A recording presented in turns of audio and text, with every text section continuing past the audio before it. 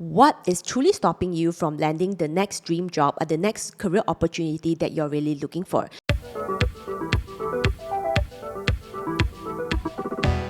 If you have been working for some time, it's very normal to think about career change and to think about new opportunities, no matter how much you enjoy your current boss, your current company, or the current role that you're in. Now, that is completely normal. But I think what is really frustrating for a lot of people is knowing that they are so good at their job, but why, during the job search process, they are struggling. That's something that doesn't quite make sense to a lot of people, and I do hear a lot of complaints in my community and some of the new clients who join my career program, The Corporate Survivor. So I'm going to break down today's episode in 4 key areas. That is career direction, resumes, LinkedIn, and interviews. Now, these are the 4 core areas that you truly need to master before you land and sign the job offer.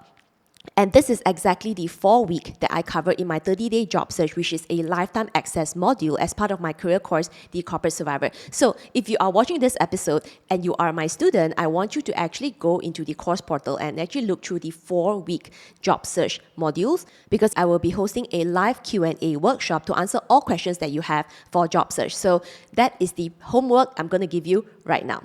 Okay, so let's talk about the common mistakes across the 4 categories, and starting with category number 1, and that is career direction. Career direction, I think, is one of the things that a lot of people don't think about, because they think that, well, the first thing I'm going to do is to start applying for jobs right away. The common mistake in the career direction category is the fact that you don't even bother about thinking through your career direction. So you want to do things fast, but you are actually skipping the most important part, which is career clarity, identifying your career options and determining your career direction, basically what you want to do in the next couple of years and what kind of jobs and what kind of roles actually make sense for you.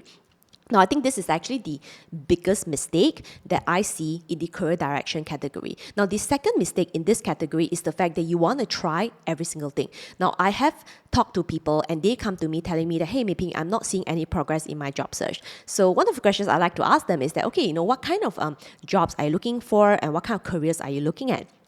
And they would tell me that, I'm just going to apply for everything. I'm open to everything. I can do everything. Now, the reality is that it's impossible that you will have the skills to do every single role across any single industry. It doesn't quite make sense. And if you end up taking that path, what's going to happen is that your profile is just not going to stand out, because there are other people who have more expertise in the space who will get the opportunity ahead of you, because you may only be meeting 30% of the job description where someone else could have met 80 to 90%, right? So I think it's so important to not ignore the career options that make sense for you, as you actually spend some time to think about what are some of the core industries that you want to try, as well as some of the core roles that really makes the most sense for your career profile right now and something that you could position for the next few years in your career. So these two are, I think are the biggest problems for people who are actually skipping this step. Now, these two problems, they are big problems, okay? So before we move into the resume part, LinkedIn, or even interview skills and all the mistakes in that area, I just want to let you know that you need to really figure out the career clarity portion. Because if you don't, then all the mistakes that I'm going to talk about in the resume part, LinkedIn, as well as interviews, none of it is going to matter if you don't have clarity, right? If you're not sure where you're driving towards, right? If you're driving a car, you're not sure which direction that you're going to drive to, then it doesn't really matter like if you have like the best equipment and everything else. And therefore, identifying your career interests, options, and direction will be the most important thing, and that is really the starting point. Now, assuming that you have sorted that one already, now we can move into the category number 2, and that is the resume portion. Now, this is the part where we can get a little bit more technical. I'm going to give so many very, very specific mistakes, having looked at hundreds, if not thousands of resumes for my clients, for my community, and previously as an ex-hiring manager at a global MNC. Now, I'm going to list down the resume mistakes in no particular order, and if you're watching this video on YouTube, let me know how many you think that you are making in terms of the mistakes right now that you may or may not know even before this episode. So the first one is that most people think their resume is a lot better than it actually is. The reality is that when we look at our own resume, it is actually very difficult to figure out if something is right or something is wrong, or if something makes sense or if something actually does not make sense. So in a way, you kind of have blind spots when you look at your own resume. And for a lot of people, when I ask them, hey, if you were to rate your resume from 1 to 10, then what's your rating? Many of them will come and tell me that, oh, I think it's 6 or 7. But from a professional's point of view, if I were to apply my career coach hat and ex-hiring manager hat, looking at certain people's resumes, I can tell you that maybe the average rating is probably 3 to 4. Now, a rating of 3 to 4 is not good enough for you to land the next opportunity that you want, because most of the time it means that your competitors' resumes may be better than you. So the first thing is to not to be the only person who is reviewing your resume and making your own self-judgment, because it's not going to be effective. Mistake number two are using resume templates from the day that you were a fresh graduate. Now, in my career program, right, many of my students are between the ages of 20 to 40.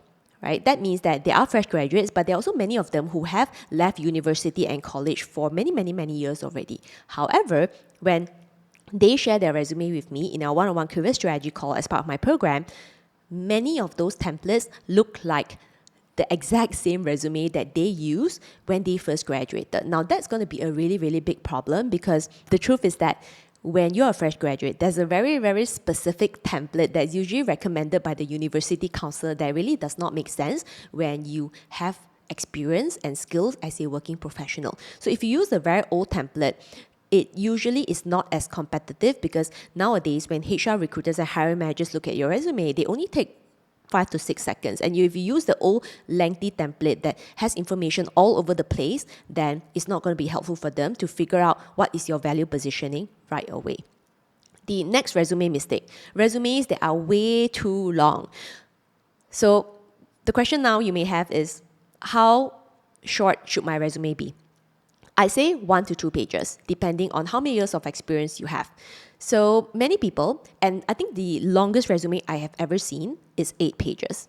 And this person has only worked for 5 years. So my question to this person is like, how come there are so many pages? And if I were to look at it, it's like it's filled with a list of activities. Now, activities is not value positioning. I think a lot of people make a mistake of like, okay, I'm just going to write down every single thing I do every single day. Now, that's not how it works, because I may not really know what value you can bring. Yes, I can see the work that, all the activities that you have done, but I don't know how good you are at your job. So therefore, if you are just putting in as many bullets as possible for as many jobs as possible, then you are not really answering the hiring manager's question, which is, hey, if I were to hire you, will you be very good at your job?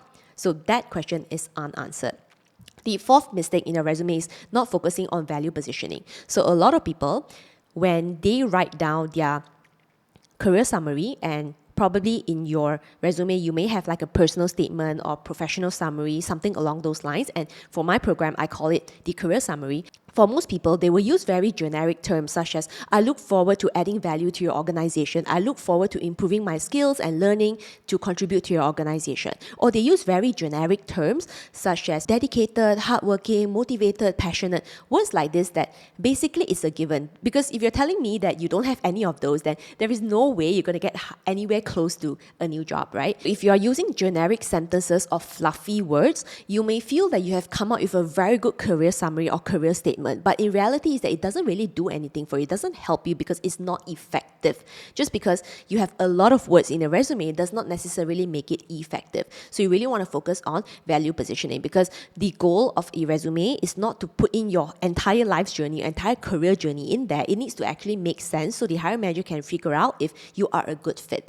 And I think that out of these so many mistakes that I have seen, and these are just the top ones that I can think of right now, but out of these so many mistakes I've seen, I think the biggest problem is really value positioning.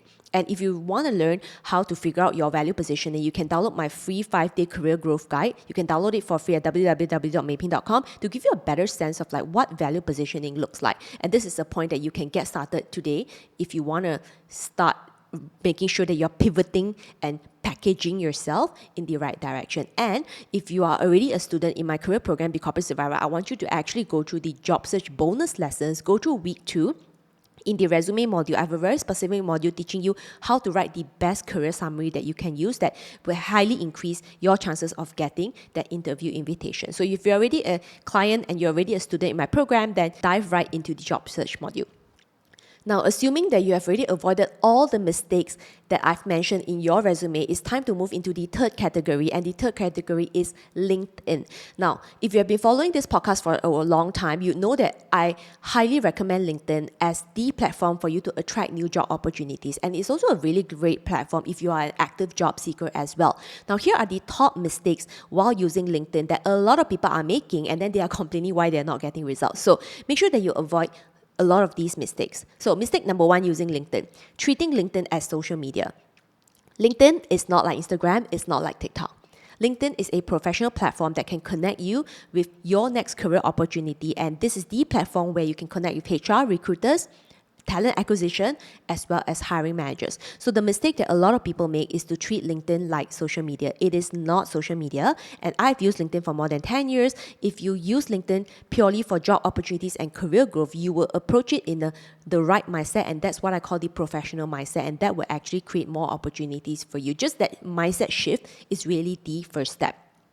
Second mistake, assuming that your LinkedIn profile is better than you think. Now, this is actually a similar mistake in the resume portion, which is assuming that your resume is a lot better than it actually is. So a lot of people, again, right, when people tell me that they cannot get opportunities on LinkedIn, I always tell them, or rather I always ask them, if you were to rate your profile from 1 to 10, how good do you think your profile is? Again, many of them, in fact, tell me that they feel that their profile is 7 or 8 in terms of rating. But when I look at it, it's really bad. For most people, it's probably a rating 2 or 3. That's because a lot of people don't really understand how LinkedIn works, and therefore they just put in a few information here and there and assuming that, well, I've sort of completed it, I put in something and therefore it must be good enough. No, it is not. So make sure that you are completing the entire profile with all the information that's required and actually thinking through the value positioning that you could also put in the profile as well. Now, LinkedIn is actually one of the platforms that I have truly mastered, and it's something that has also brought a lot of my clients a lot of success in terms of career change, new opportunities, and also huge salary increments after getting headhunted on LinkedIn. So make sure that you are maximizing this platform as much as possible. Now, moving on to the next mistake on LinkedIn is assuming that commenting and engaging on LinkedIn is way more important than direct application. Now, there is a time and place for LinkedIn networking and engagement, and that's important. However, what is also most important, actually even more important than that, is making consistent applications. I think I've seen a lot of people where they are more interested in the networking part of LinkedIn instead of the application part of LinkedIn. But the reality is that if you're an active job seeker, the application is what is going to make the biggest difference, right? If you apply for more roles, then that means that higher chances. And the next mistake, which I think is kind of correlated to that, is the fact that a lot of people just apply for as many roles as possible. Yes, we want to apply for jobs, but it doesn't mean that we apply for any job. And there's also a way to make sure that you are applying for the most recent jobs to increase your chances as well. And I do teach that step by step in my career program, The Corporate Survivor. So if you are already a current client or student, then just dive into the Corporate Survivor, because the step-by-step is way more detailed than what we can cover in today's podcast. Now, assuming that you have successfully avoided mistakes in the first 3 categories, which is career direction, resumes, and LinkedIn, that would mean that you would have already started getting interview invitations. So this part is really, really important, because if you're not getting interview invitation, that means that you likely have a problem in terms of your career options, your resume, and LinkedIn. And if you are able to get interview invitations, that means that the first 3 parts are okay. You're doing okay. Now, the 4th category actually is interviews. Now, this is actually the part that a lot of people are nervous about. And the reality is that I don't think anyone is 100% confident during interviews, but you also want to make sure that you're avoiding some of the top mistakes during interviews. So let me share with you some experiences that I've seen as a former hiring manager who have hired from fresh graduate all the way to director level. The top mistake I see in interviews is candidates who have no idea what their resume is actually saying. Now, you really want to make sure that you know exactly 100% what you're saying in your resume. And this could be a problem for you if you have outsourced the resume writing to someone else. And this is why I do not ever recommend that you get someone else to write a resume for you. In fact, my approach is to make sure that I teach resume writing the most effective way in my program, and a lot of the value positioning, then the sentences that we have crafted out in the resume using my formula is something that we use for interviews as well to make sure that we're selling the same story. So that's why the biggest mistake, I think, are people who are not familiar with what they have written in your resume. Because if you don't even know what your career story and value positioning is, how are you going to convince the hiring manager that you know that? The second mistake is assuming that the HR hiring manager has read your resume 10 times.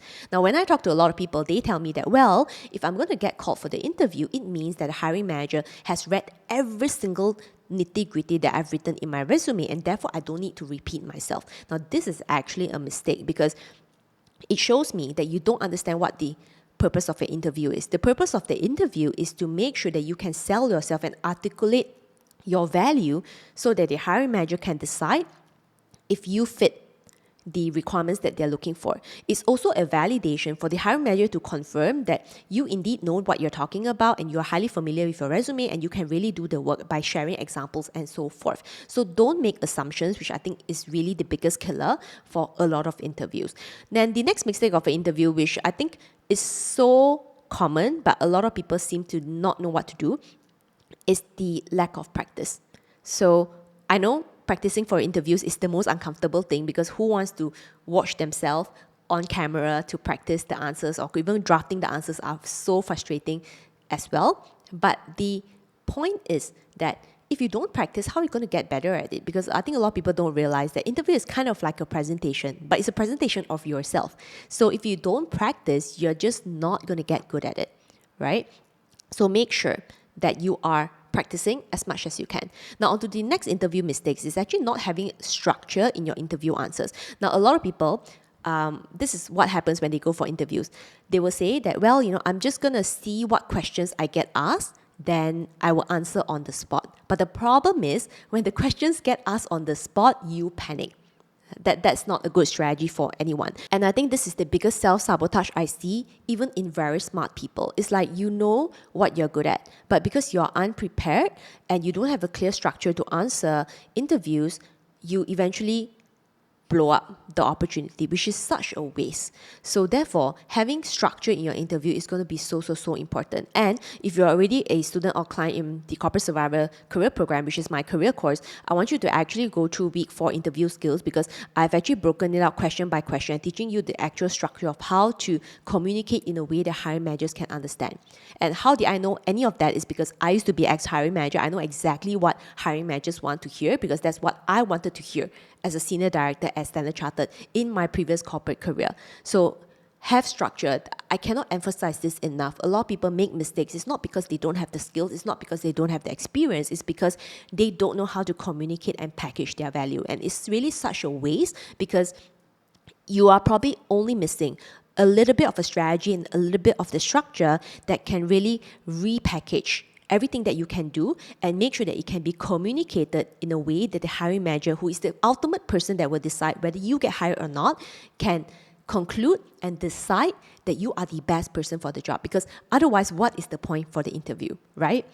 So this is not the full list of all the mistakes that you can be making in job search, but these are the top mistakes that come to my mind, given that I have hundreds of clients in my career program who are looking for new opportunities as they grow their career in the corporate world, whether it's their fresh graduate, junior executive, senior executive, manager, director, or even C-suite.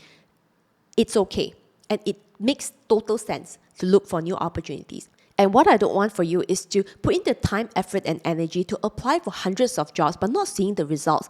And it's purely because you're lacking a bit of strategy and a bit of structure, and that could be easily tweaked. And that's something that I go through the step-by-step in my career program, the Corporate Survivor. And when you sign up, you actually get my 30-day job search bonus lessons, and that is a complete module with more than 20 video lessons to help you sharpen your value positioning so that you can articulate, position, and sell yourself to grab as many career opportunities that you truly deserve. So if you want to learn more about my career course, The Corporate Survivor, that is designed for 9-to-5 professionals just like you, then check out www.meiping.com. And if you have any questions and you want to share your career situation with me, you can DM me on LinkedIn and Instagram. Tell me about your career situation, then I can recommend some next steps for you. So till then, I'll see you in the next episode. And good luck with your job search. See ya.